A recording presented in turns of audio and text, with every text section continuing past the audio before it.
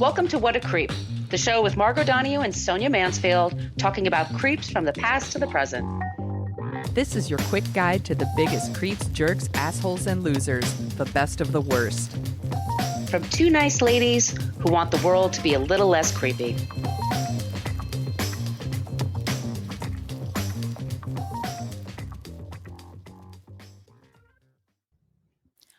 Welcome back to What a Creep. This is Margot Donahue, and my cohort in creepitude, as always, is the amazing Sonia Mansfield.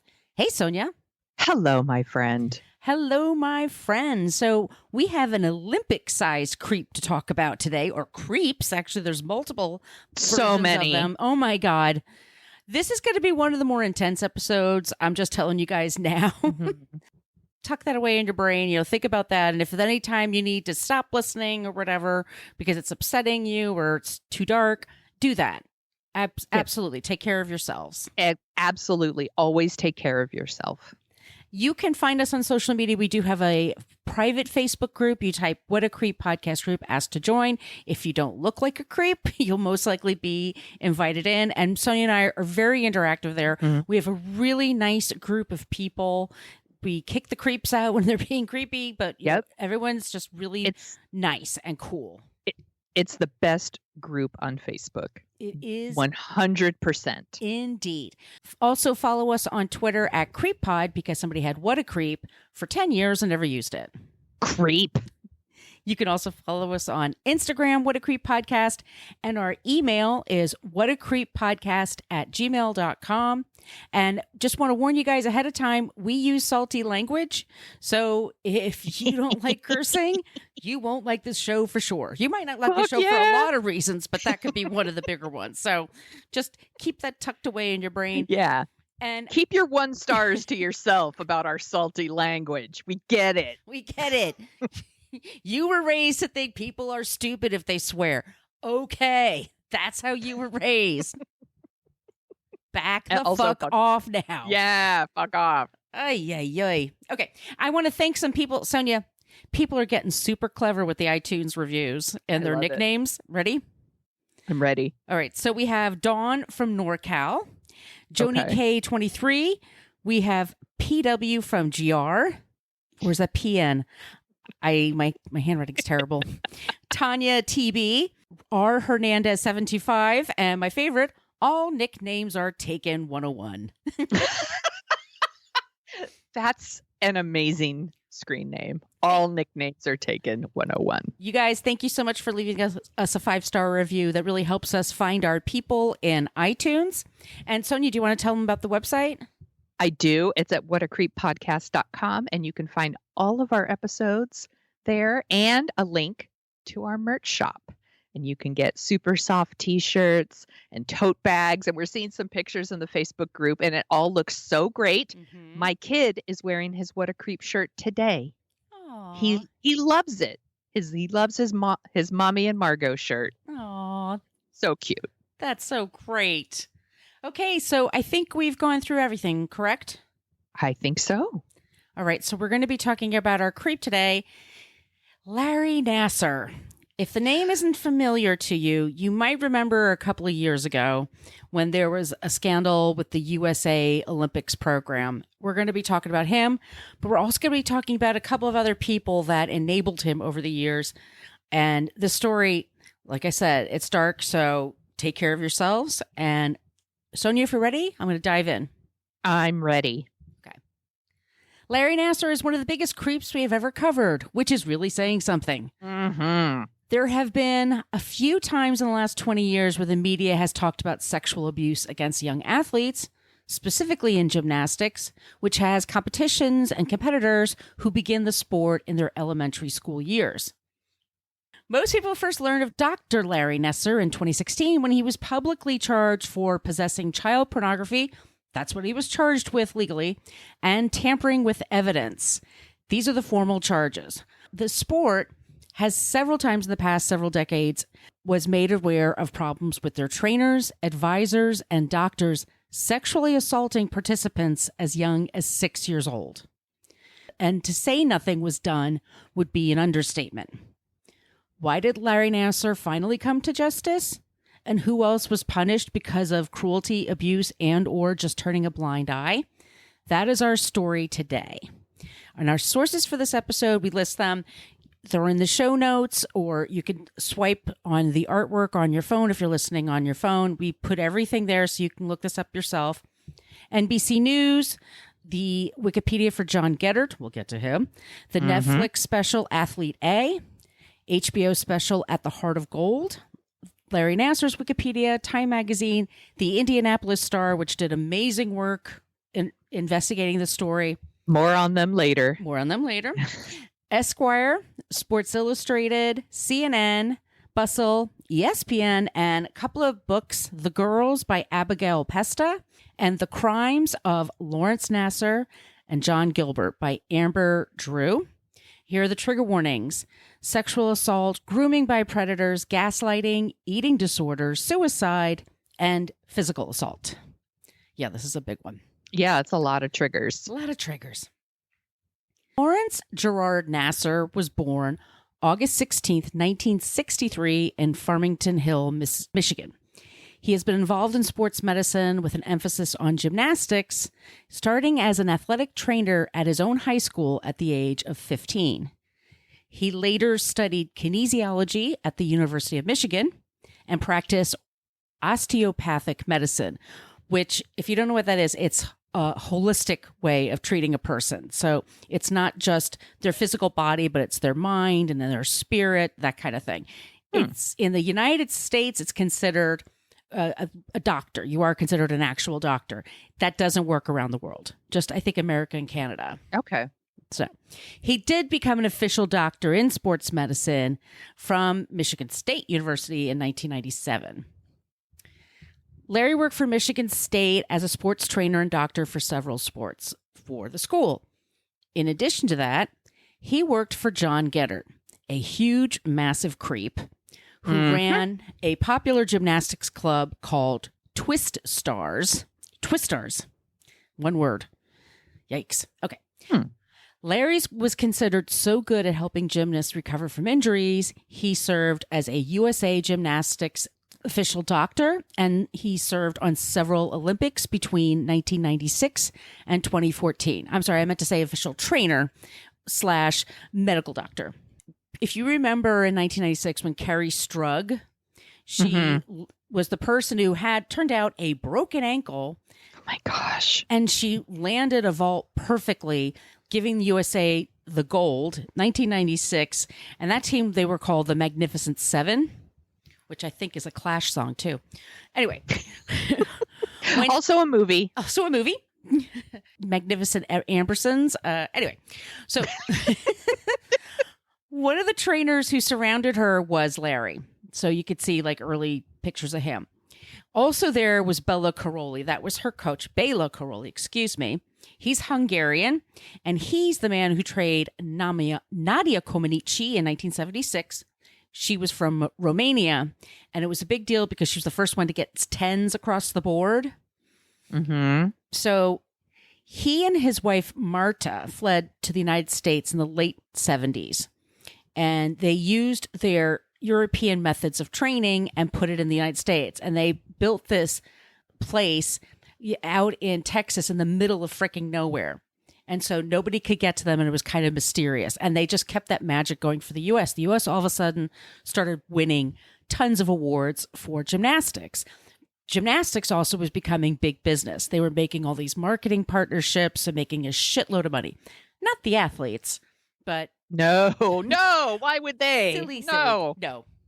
They would do things like they would make their athletes work very long hours. They had to line up according to height.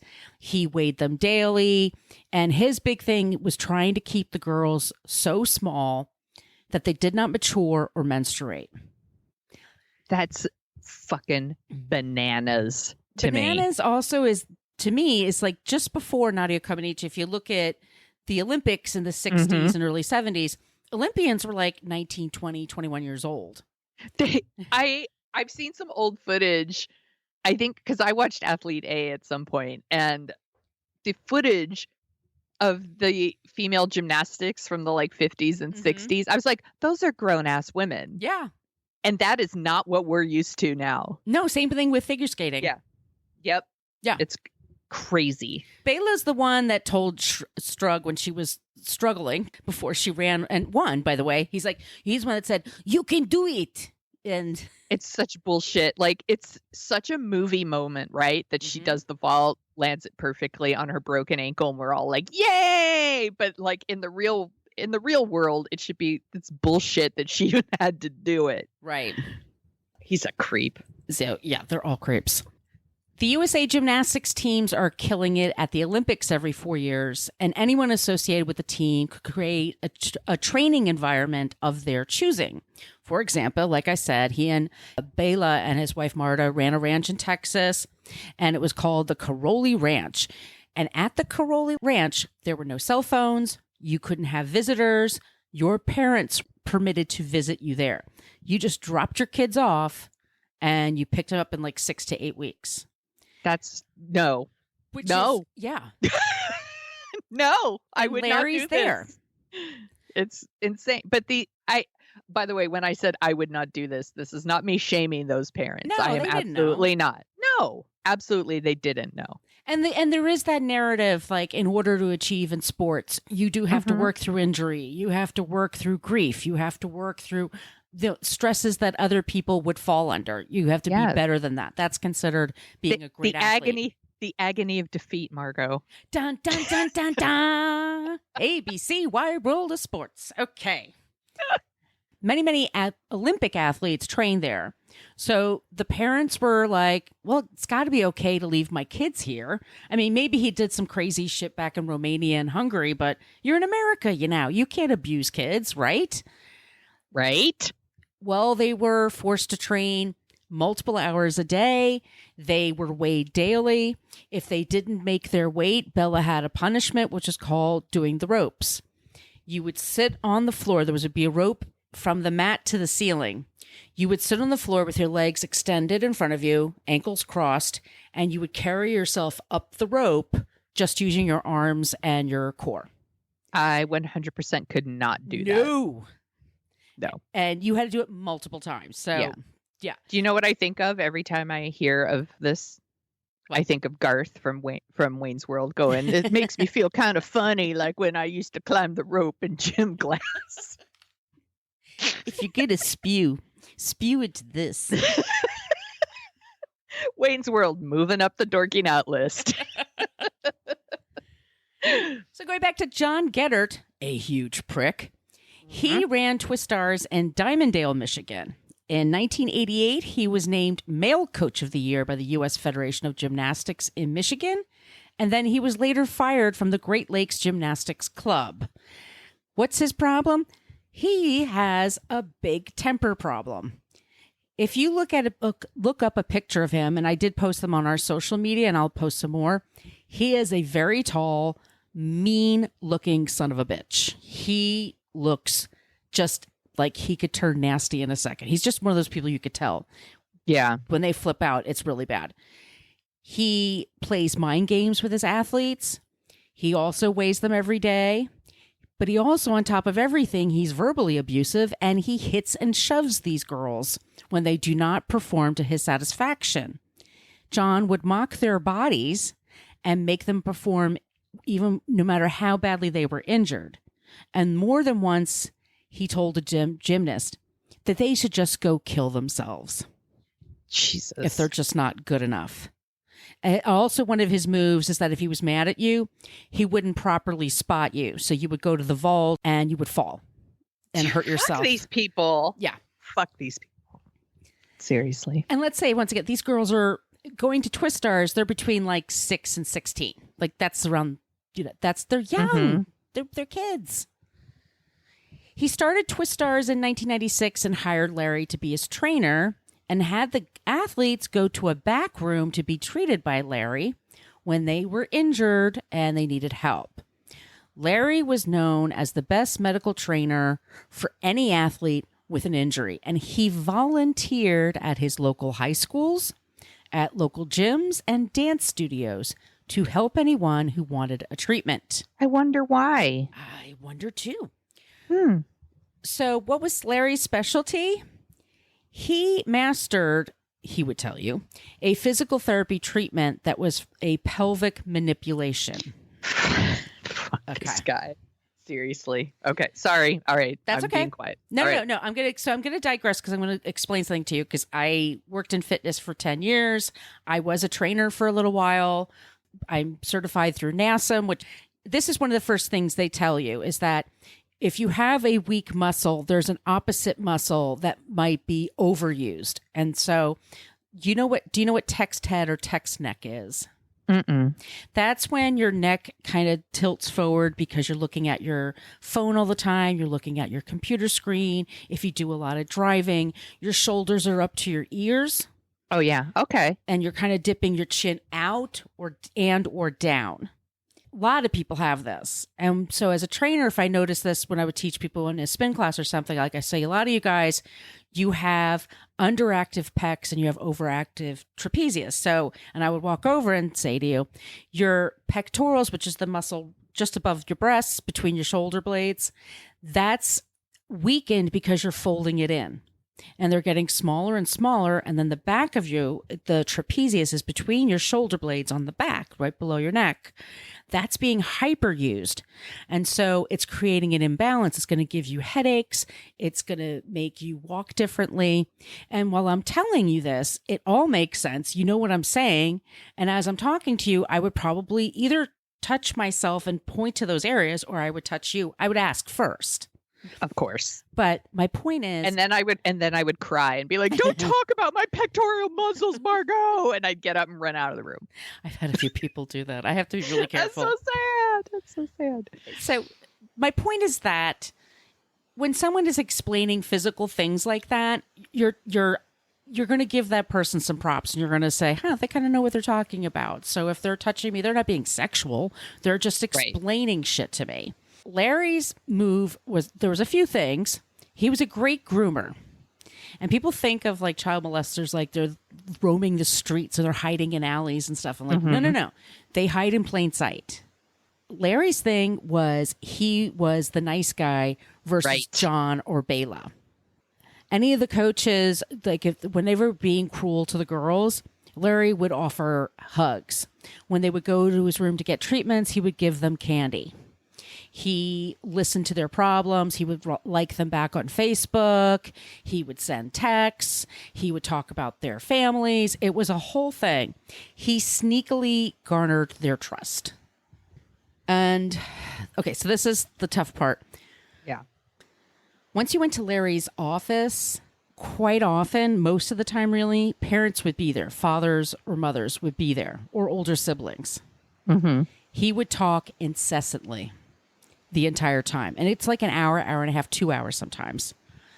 And he would position the medical bench and his chair so that he would have his back to the person that was the parent or whatever.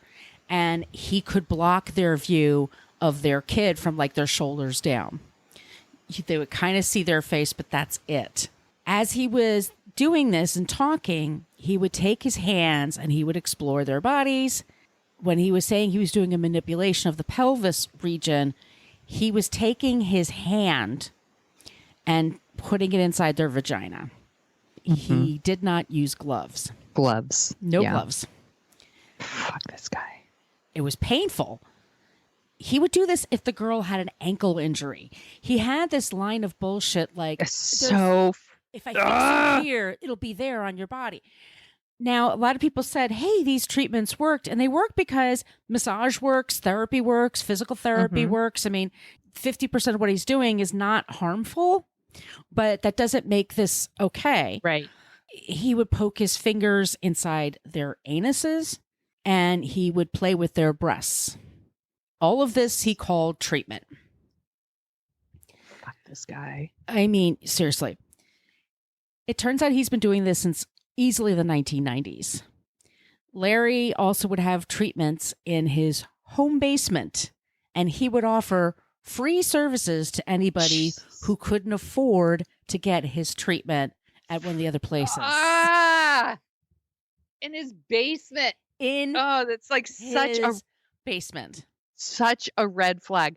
Also, this is a good example of how fucking broken our healthcare system is that he could offer shit like this in his fucking basement and people are like, it's free and I can't afford health. Like, they need my something. kid's injured. They like Yeah. playing softball, or they like dance, or they like gymnastics, and I Yeah. want them to keep doing it. This makes them happy. And they would leave. Like, it's such a mind fuck what he did to these girls. It is so fucked up. And you are not joking when you say he's one of the biggest fucking creeps we've ever covered, because we put so much trust into our medical professionals. I mean, who are we trusting more? Right. They literally have our health and our lives in their hands, and this fucking monster. Yeah. Fuck this guy. I know I've said it a million times. Fuck this guy. He also sexually assaulted a friend's 6-year-old daughter in his basement, and he did it for several years. He started slowly, and he did like hide and seek, and then he would just build it up. When she finally had the guts to tell her parents, he denied everything and said she had an active imagination, and they took his side. That's crazy. And then she completely gave up. Like, okay. That's awful. Awful. That poor girl. Ugh, my heart breaks so much. No, some gymnasts did go to the police.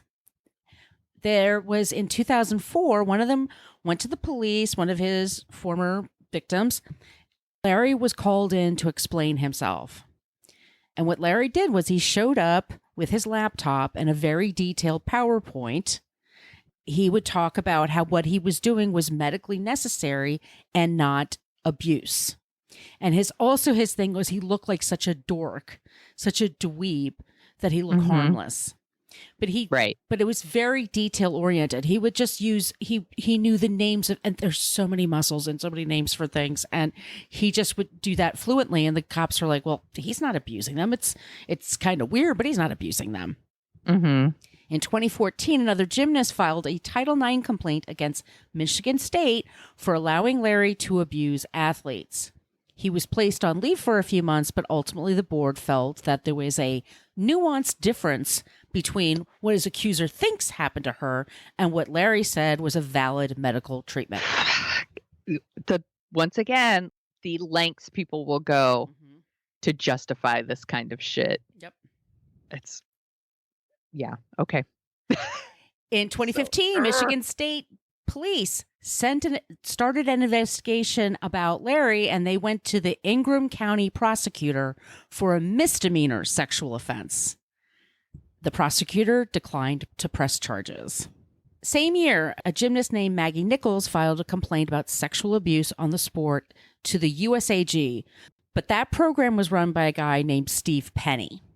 And Steve Penny was a sports marketer, and he's the one who set up all these deals with Olympic athletes with like McDonald's and Wheaties and all that stuff, and brought, once again, a shitload of money into the sport. You know, this dude is someone who's like, marketing's totally in my wheelhouse. Why don't we download about this later after the meeting? Fuck this guy. Years and years later, he admitted, he was in the company for like 20 years. He admitted that whenever there was a complaint filed by a gymnast about abuse of any kind of a trainer, he would put it in a file and never actually investigate it. Cool. Another winner here is a coach named Kathy Klages. She coached gymnastics for Michigan State. And in 1997, one of her athletes went to complain to her about Larry. She did not believe this girl, and instead she called all of the gymnastics team to come into her office, and she asked them, this is what this girl is saying Larry's doing. Is that true? And most of the girls said no, and another girl raised her hand and said, yeah, he's doing the same thing to me. It's a problem. She decided not to do anything about it. She told them they were misunderstanding him. These treatments were important because they weren't, if you got injured, you're going to be kicked off the team. She ignored their complaints. 20 years later, she told the police she had no recollection of this conversation. Of course. Sure, Jan. Now, John Geddert. I have some tidbits about this real piece of shit. When Larry had a patient / gymnast who was working with a painful rib issue, and this is the guy that would shove girls around and shove them into the balance beams and all this kind of crap. And he made her go to see Larry because her ribs were really bothering her. She probably had cracked ribs, for Christ's sake. Yeah, no shit. Larry's big treatment was to ice her breasts with his hands. He would put ice in his hands. Oh. And then he would play with her nipples. Yeah, of course he will. Yeah, because he's a fucking monster. She was 12 years old at the time. That poor girl. He did this in his office with the door open. When John Geddert saw this treatment, he made cracks about the size of the girl's breasts. Oh. Okay. All right. Okay, I'm gonna take a sip of this wine. It's not helping. Fuck this guy. He constantly body shamed his gymnasts for being, in his mind, fat and would monitor everything they ate and weigh them constantly. When he found out one girl had a frozen yogurt for a treat for her birthday, she had to write him a letter of apology before he would let her take lessons again. I'm starting to think I have an inner gymnast coach in my brain, actually. If he liked their bodies, he would tell them that they could be Victoria's Secrets models. Cool. The ultimate compliment. Yes.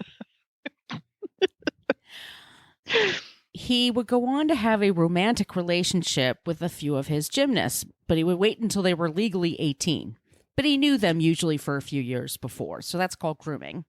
Yes, that is called grooming. And fuck this guy. How many times can I say fuck this guy I'm not in this done. episode? Okay. We got more. He was usually at least 10 years older or twice their age. He would start grooming early when he would offer hugs and teddy bears to his favorite athletes. One of those athletes said that she wasn't one of his favorites. Excuse me. There was an athlete that got pretty high in his system. She had kind of this birth defect that kind of made one of her legs a little bow-legged. And he would joke with her that the boys will love her because she can't keep her legs together.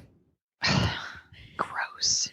Then there was the time that the same girl, she crashed into a vault and then she landed on her hands and knees and she was trying to catch her breath and knock the wind out of her. He jumped on top of her and mimicked mounting her in a sexual way. Jesus Christ. This is disgusting. Yeah. All right, so let's get back to these other people.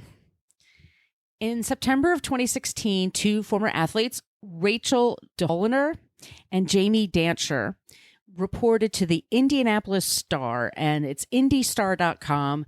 Check out their coverage of this stuff. It's the main newspaper for Indianapolis. That's where the USGA was. But they talked to them and described that Larry abused them and then went into the deep details about his methods. And this is something else, too. Like 10 years ago, people would just say molest. They wouldn't say what happened. Mm-hmm. And people can easily kind of pretend like, well, that's nothing, right? Here they really stated he did this. Also, what happened is that USA Today also did a story about it. So now the heat was on for Larry.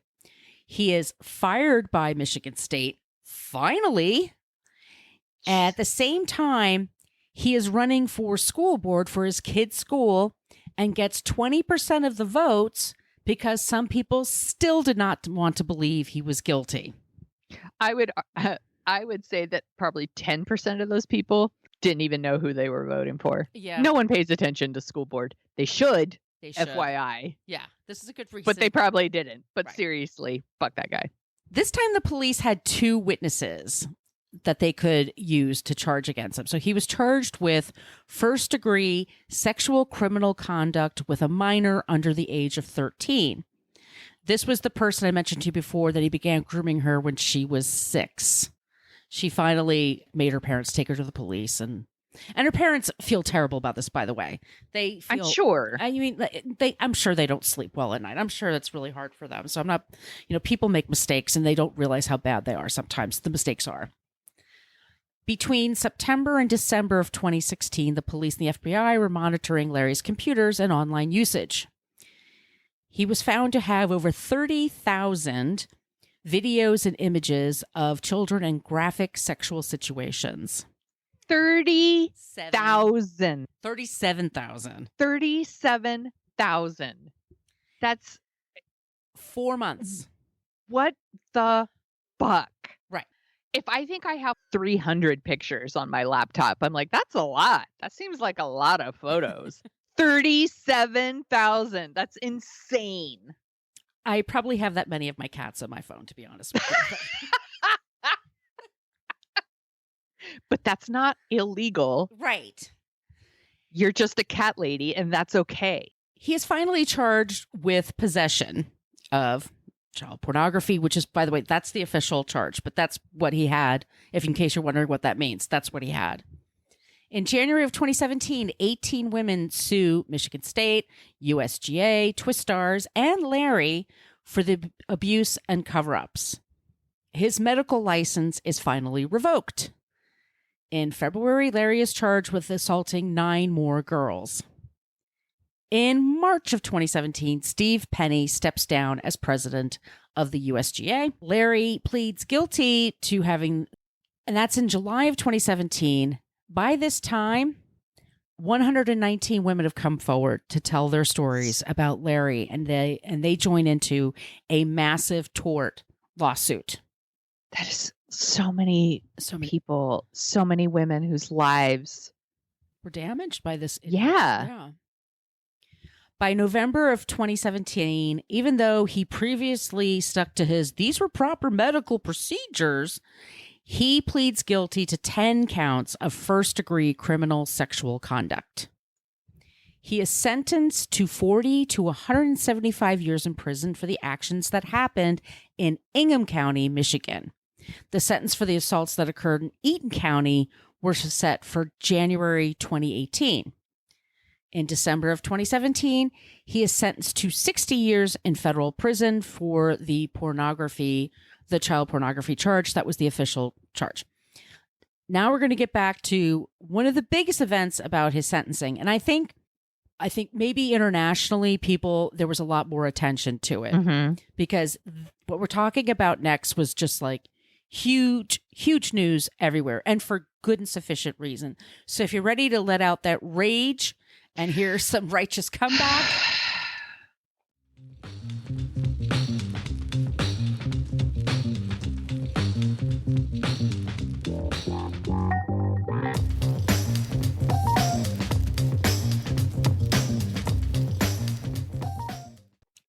We're going to go to one of the biggest events about his sentencing, the victim impact statements in front of Judge Rosemarie Aquilina. Ever since he was originally charged, more and more people keep coming forward about sexual abuse, rape, and gaslighting by Larry Nassar. Now it's going back to his early college days. Literally hundreds of women have accused him of assaulting them thousands of times. Let's say this again. Every single time they had a treatment with Larry, they were assaulted. And some of them went to see him once a week for years. So just do the numbers. She offered Judge Aquilina the victims to come to court and give their statements, impact statements, give them a chance, because he was going to plead guilty and he didn't want to go to a jury trial. His attorneys were smart enough to be like, just take whatever they give and try to lead a more quiet life in jail or something, protect your family. He's judge, married, by the way, and has kids, but I don't want to, I'm not talking about them. Yeah. The judge offered these a chance at some sort of closure, which a lot of people don't get. Most don't get. Yeah.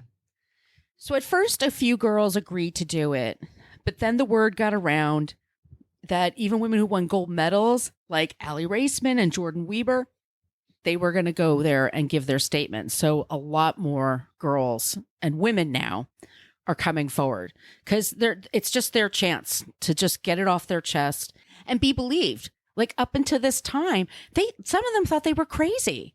Like I must have imagined it. I don't know. Or they blame themselves, for what happened to them. I mean, it's just, ugh. Over the next several days, 156 survivors give their impact statements. It's devastating to hear it, but the women encouraged one another, and they just got stronger and stronger, and they were rooting for each other, and their families were there with them, and it was cathartic. You know, you never really get over a thing. No. But sometimes you can have like a really great day and you can remember that day. Yeah. And how you felt. And I think maybe this is this for them. Well, Larry started feeling really bad about these women and all these impact statements. So he sent a letter to the judge and said that listening to all of their different testimonies was stressing him out and causing him anguish. Poor baby. He also doubled down on his treatments being medicinal and not criminal. He blamed the media for creating a narrative for these women that was false. Here's his direct quote. I was a good doctor because my treatments worked. These patients that are now speaking out were the same ones that praised and came back over and over and referred family and friends to see me.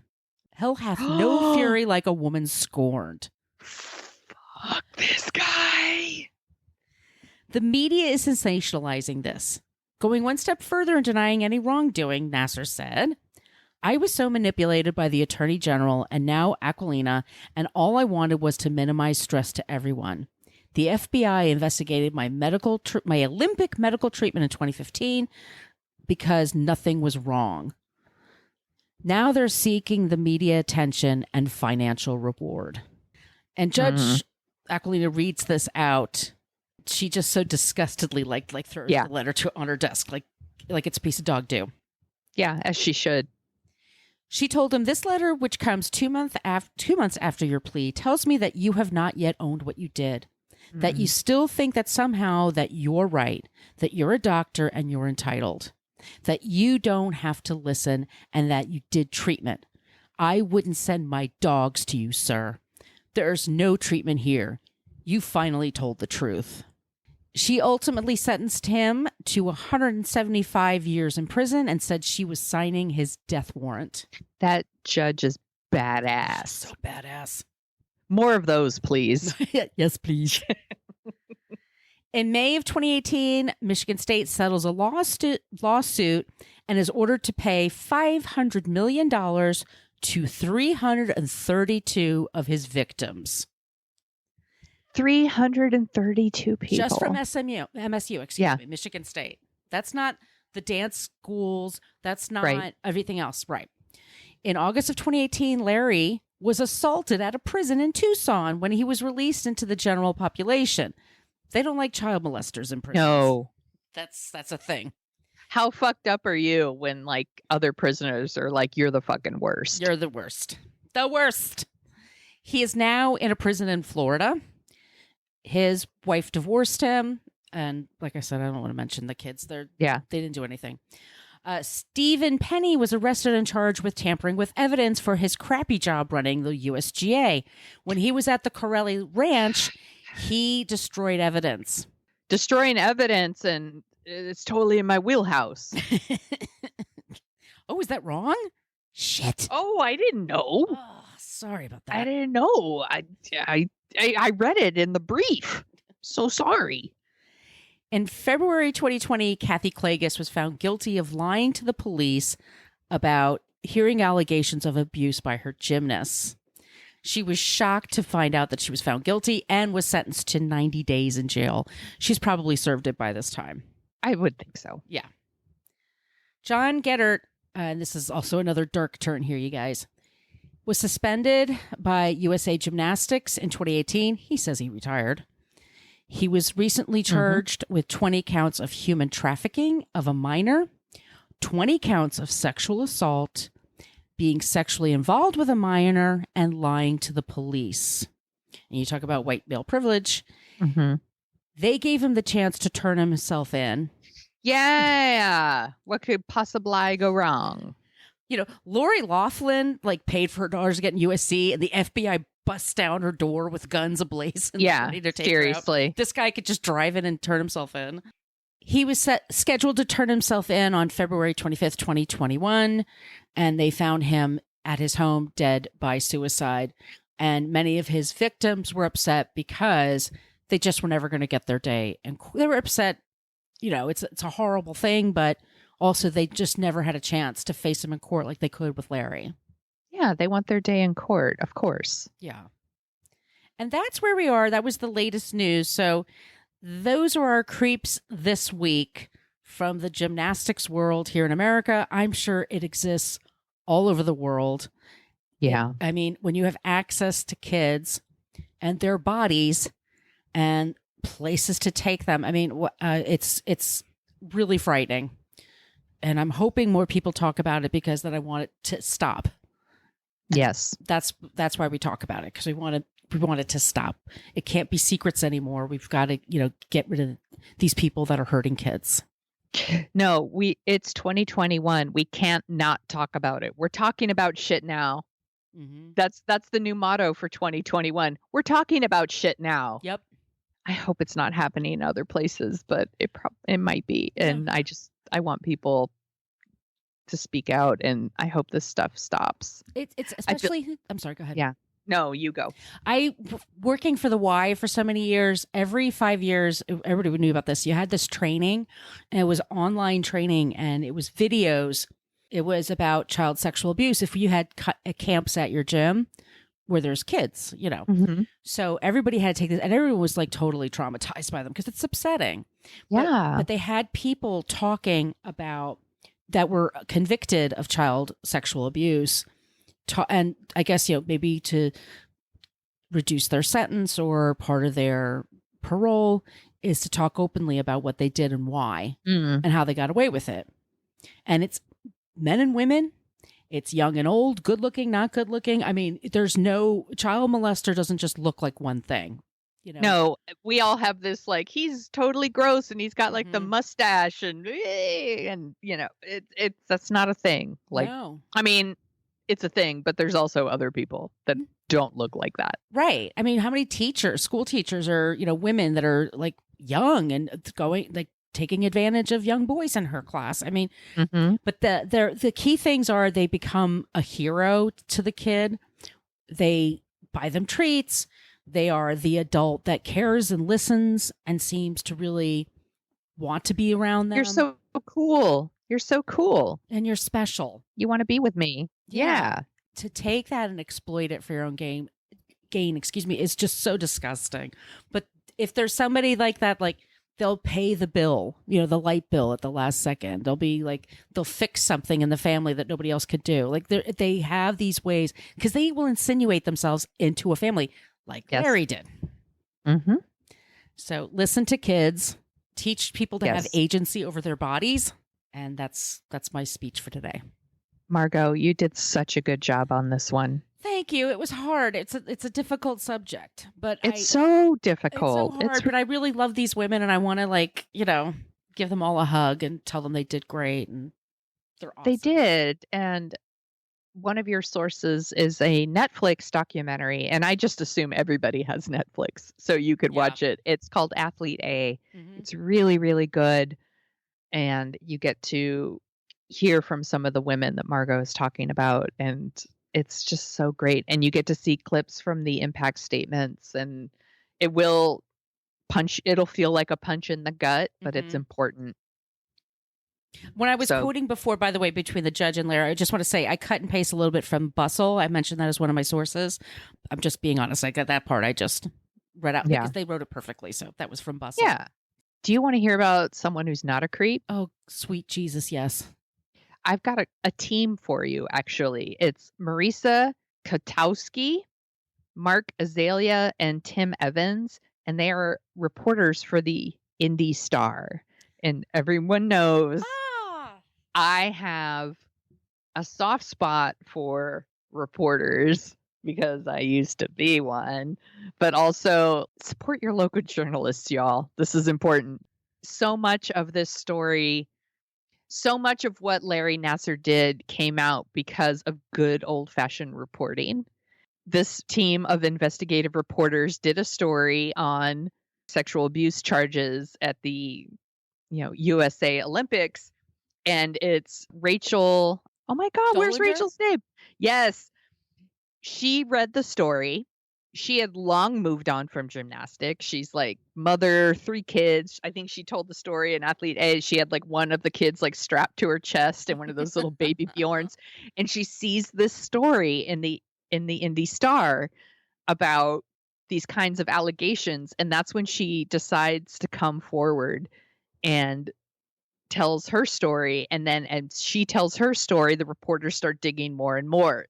It's just really amazing. So the Indianapolis Star, the Indy Star, and USA Today made this huge commitment. This doesn't always happen anymore. We all think everything's all the president's men, and it's just not. Newspapers are kind of a dying thing, and reporters are severely like underpaid, and there's not a lot of resources. But the Indy Star and USA Today made this open commitment to investigating this story. It was 2 years. It was three dedicated reporters, an editor. They traveled to 12 states. This is very expensive for newspapers. They interviewed so many people. They went through countless documents. So much of what they did resulted in Larry Nassar going to prison and other people being charged. It all started with this. And I just think it's just subscribe to your local newspaper. You know what? If they have an online subscription for your local news, they're never that expensive. You know, or just do it by the month if that's what you can afford. And you don't even have to read it, but just subscribe to it. Keep them employed. Keep these reporters employed, because there is going to be a story in there that you're going to care about. You don't want a story to go away because your local paper disappeared. Yes, like we're all signing up for, like, especially after Trump won, there was this big push where like the media is the enemy, the enemy. And a lot of media isn't. They're not the enemy. They want to tell good stories. I put that in quote. They want to tell stories. They want to inform you. They want to do their jobs. They are underfunded. They are overworked. Not everybody works for the Washington Post and the New York Times, which I subscribe to both. And after watching Athlete A, I was like, I need to subscribe to the San Francisco Chronicle. I need to be supporting our local newspapers. Now, your local paper, Margot, is probably the New York Times, and that's totally fine. But the Indy Star, when we talked about Jeffrey Epstein and we talked about the reporter who helped bring down Jeffrey Epstein, she wrote for the St. Petersburg Times, I think. Miami Times. Miami Times, thank you. There's, the Houston, I think there's one called the Houston Star. There's so many cool newspapers out there that are doing these like really awesome stories, and they need our support. We all think we should just get news for free, but people, this is how they make their living. So I wanted to give a shout out that's an insane amount of commitment from a newspaper to give them 2 years and 3 dedicated people, an editor, like I said, to do all that travel, to talk to all these people and to like vet all their stories, and just fucking props to these people. They deserve it. Yeah. And if there's stuff you like to read, like I love Vanity Fair. I got an online subscription for that. Yeah. You know what I mean? New York Magazine, I make sure to subscribe to. But yeah, your local paper, really help them out. I mean, we want them to keep going. I mean, it's just, these stories need to be told. Yeah. And, you mentioned 20% of the people still voted for Larry Nassar for school board. A local newspaper can help you with this. They probably, we all know that things in the world and on national levels, this shit's super important and you should be informed. But there's also stuff in your community that's happening that impacts your life that you're not paying attention to because it's not going to be in the New York Times or the Washington Post. And it could be something as simple as your school board, your city's parks and recs department, just your local city government, your city council, whatever. There's shit going on. They could be opening a fucking Starbucks right on your corner and you'll be like, that ruins the traffic in my... You would know that if you'd read your local newspaper. These are things. I'm sorry, I get passionate about No, but you would also know if like somebody that's applying to be on the school board is a child molester. And maybe you want to know. Because some people just vote because they... Seriously, what happened is people probably opened up their ballot and they saw the name Larry Nassar and it was like Dr. USA Gymnastics or some shit like Right. that. And they were like, I like all of those things. Vote. Right. That's probably what happened because they don't know. Like I said, I love newspaper reporters. They're doing hard work. It takes special people to do it. So those are our Nada creeps. Yep. That's a good job, Sonia. Thank you. Well, that's our episode this week. And if you like the sound of our voices and you don't want to hear so much about the creepiness in the world, but some fun, we co-host a show called Dorking Out. And our next episode is going to be about Troop Beverly Hills, 1989. Oh, my God. This was Margot's choice because her birthday's coming up, y'all. Her birthday. March 29th. March 29th. Yep. So we wanted to, I was like, it's your birthday. You pick whatever movie you want, which, by the way, we pick whatever movie we want all the time. Right. But I was still like, your pick. And she picked Drew Beverly Hills, which I've never seen. And spoiler, I super loved it. So it's going to be super fun. So be sure to subscribe for that show, Dorking Out. Find us on all the things, social media wise, if you have suggestions for creeps and or non-creeps. We sometimes have a real hard time finding a good non-creep in the category that we're using that week. So reach out to us on social media everywhere or send us an email, whatacreeppodcast@gmail.com. We do like it when you use the Andy Potts gift from Ghostbusters. We got one. That always kind of catches our attention, but you find something equally clever, go for it. And be sure to subscribe to our Patreon. We put bonus episodes through our Patreon. It's super fun. We get a little boozy. We spill the tea. We name names and all that good stuff. If wherever you get your podcasts, please leave us a review if you like the show. That would be great, especially in iTunes. It really helps us find our people. If you really like it, leave us 5 stars and a review, and you can leave your ideas for creeps there or non-creeps there if you don't know Absolutely. what to write. But try to come up with a clever nickname because that always just cracks us up. Good call. Yeah. So Sonia, where can they find you? You could find me at thesoniashow.com and The Sonia Show on Twitter and Instagram and occasionally TikTok because I heard the kids are there. Where can people find you, Margot? They can find me at Brooklyn Fitchick for Twitter and Instagram. I started TikTok. I don't know what I'm doing yet, but if y'all are on TikTok, follow me, Margot Donahue. If you're not doing something gross, if it's really gross, don't follow me. Yeah, keep your gross shit to yourself. Don't put that on TikTok. What's wrong with you? Don't do that. In the meantime, wash your hands. Keep social distancing. Try to get that vaccine if you can. I signed up for mine. It's happening, people. It's happening. And Get your vaccines. Get your vaccines and don't be a creep. Be a creep. Thank you for listening to us talk about creeps. You can follow us at What a Creep Podcast on Facebook, Twitter, and Instagram. But don't follow us too closely. You can email us your creepy stories at whatacreeppodcast@gmail.com. But please keep your dick pics to yourself.